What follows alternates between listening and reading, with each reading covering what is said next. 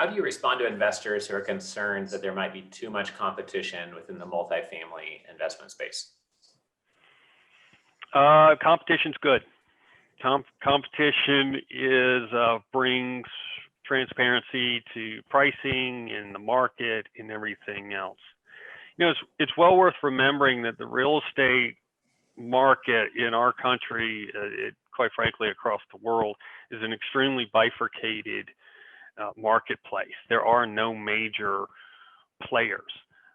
We may think of some major players, but take in the multifamily world, a major player, still may only be 4 or 5% of the entire marketplace. There are millions and millions of rental units. So the largest player in the country is Greystar, and they have maybe 700,000 units under management, not even full ownership.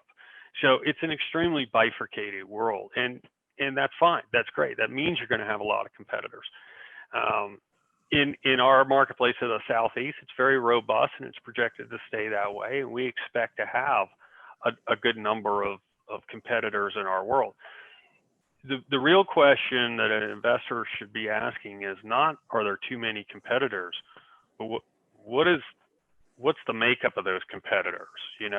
Are they well seasoned? Are they institutionalized? Or are they two guys that had an idea and are trying to be a syndicate? What are their capabilities? What are their abilities to underwrite and capitalize the asset? Are their projected returns in line with the norm? You hear a lot of people now saying, I'm going to get you a 20% IRR in 3 years. I'm sorry, that's not the norm anymore. You might have been able to do that in 2012 and 13, but that's not a normal situation.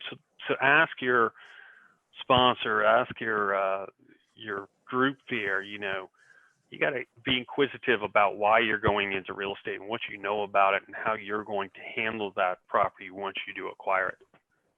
Right. Best question, I'll just follow in with this, Richard. The best question for an investor is, or the thought process, I want a crowded field when it's time for me to sell.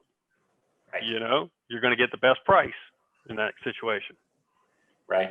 And not over-promising to investors is part of protecting your reputation, back to what you said before, right? I mean, that's, if you're seeing other competitors who are promising the world, it might be hard for them to deliver more than the world versus promising something that's realistic or even slightly conservative and doing business with them based on other reasons that are more qualitative, perhaps, right? Correct. Great. This content was created by commercialrealestate.com. Access our community, investment databases, training, and live events by visiting www.commercialrealestate.com.